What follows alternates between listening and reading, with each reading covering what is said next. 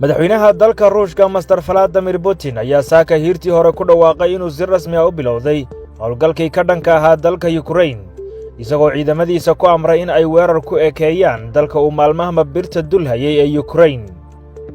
Master Putin ayaa ciidanka Ukraine ugu baaqay inay hubka dhigaan isla markaana ay ku noqdaan guryahoodii.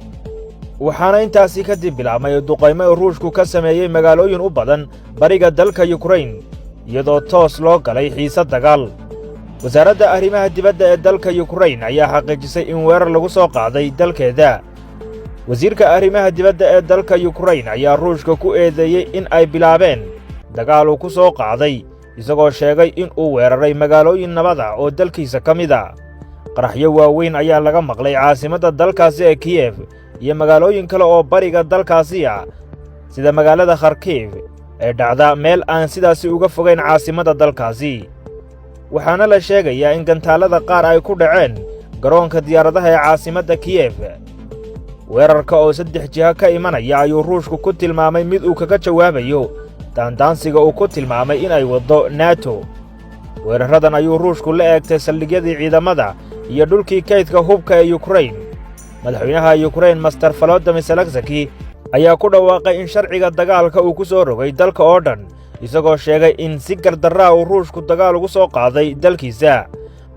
Master Zelensky oo saaka kolkii uu weerarku bilowday la hadlayay shacabkiisa ayaa yidhi muwaadiniinta qaaliga ahow saaka Putin waxa uu ku dhawaaqay howlgal militari oo ka socda Donbas.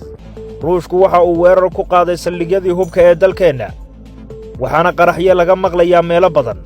waxaan dalka oo dhan ku soo rogay sharciga dagaalka. Ruushku waxa uu weerar ka soo qaaday dhinacyo badan oo uu ku jiro dhinaca dalka Belarus oo dhawaan uu geeyay in ka badan 30,000 oo askari oo uu ku sheegay in ay ka sameynayaan dhoolatus militari halkaasi.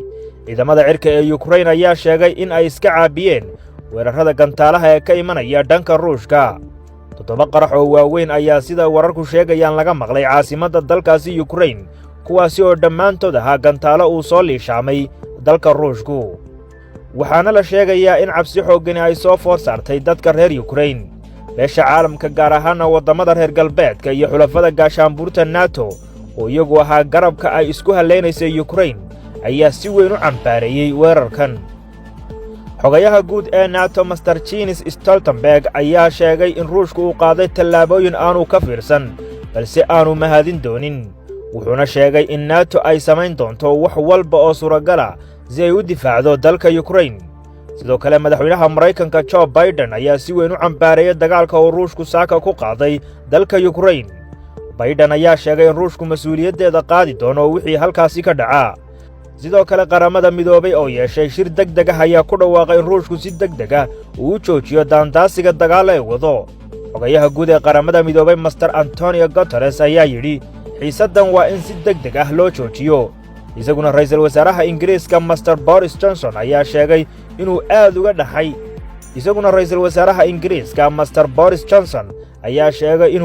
dhaxay. dhacdada ay Moscow ku weerartay Ukraine isagoo sheegay in Putin uu u badheedhay dagaal isla markaana uu doortay waddada burburka.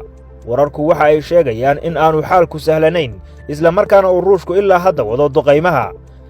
reer galbeedka oo cidda keliya ee garabka u ah Ukraine ayaan ilaa hadda qaadin wax tallaabo ah oon dhaafsiisanayn cambaareen iyo eed ay u jeediyaan madaxweynaha waddanka Ruushka Master Vladimir Putin.